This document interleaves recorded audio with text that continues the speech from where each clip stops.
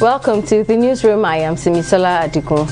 The body of the managing director of Fourscore Heights Limited, Femi Oshibono, has been recovered from the 21-story building that collapsed on Gerrard Road in the Ikoyi area of Lagos State. This development comes following Governor Sanwo-Olu's declaration of 3 days of mourning for victims of the collapsed building and the inauguration of a 6-man independent investigation team to probe the incident. So far, 36 bodies have been recovered from the building collapse.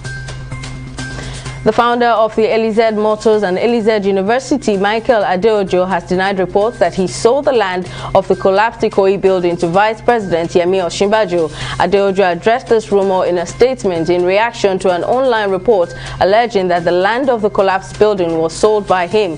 He, however, stated that the property adjacent to the collapsed building is owned by him, adding that he is not willing to put it up for sale. He noted that this is a period for sober reflections and not one to play politics and tarnish the image of the Vice President. The National Broadcasting Commission has warned broadcast stations against airing news content that could compromise the unity of the country as the Anambra election is held on Saturday, November 6. This was contained in a statement signed by NBC Director General Balarabe Ilela on Thursday. Ilela therefore urged all broadcasters covering the governorship election to follow the electoral guidelines provided in the Nigerian Broadcasting Code. He also reminded all broadcasters covering the Anambra State governorship election to take note of the provisions of the extant electoral laws, the Nigerian Broadcasting Code, and other relevant regulations guiding the broadcast of elections in Nigeria. The World Health Organization has warned that the pandemic resurgence in Europe may result in another 500,000 deaths by February 2022. WHO Europe Director Hans Kluge on Thursday disclosed that new coronavirus cases in Europe were near record levels, with spiraling infection rates fueled by the highly transmittable Delta variant. Kluge blamed the soaring caseload on insufficient vaccination coverage and the relaxation of public health and social measures such as physical distancing and mandatory mask wearing. The federal government revealed that it is planning to buy 10,000 tractors from Brazil to boost agriculture in the country and establish model grazing reserves in selected states in Nigeria in 2022.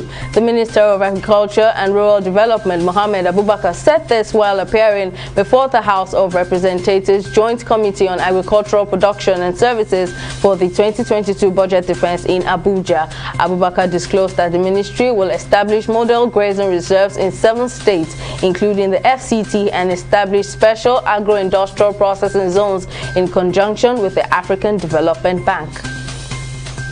The supreme leader of the Taliban in Afghanistan has warned the group that there may be unknown entities among their ranks who are working against the will of the government.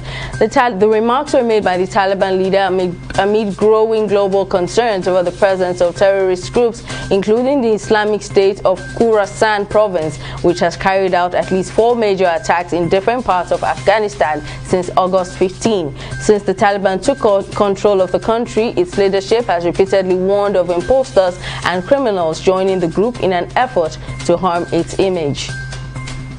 Nigerian champions Rivers Angels have finally departed Lagos for Cairo, Egypt, where they will take part in the first ever CAF Women's Champions League, which begins today. The team official disclosed that the first batch of the team traveled on Thursday after members of the team were granted entry visas into Egypt, while the second batch will leave today.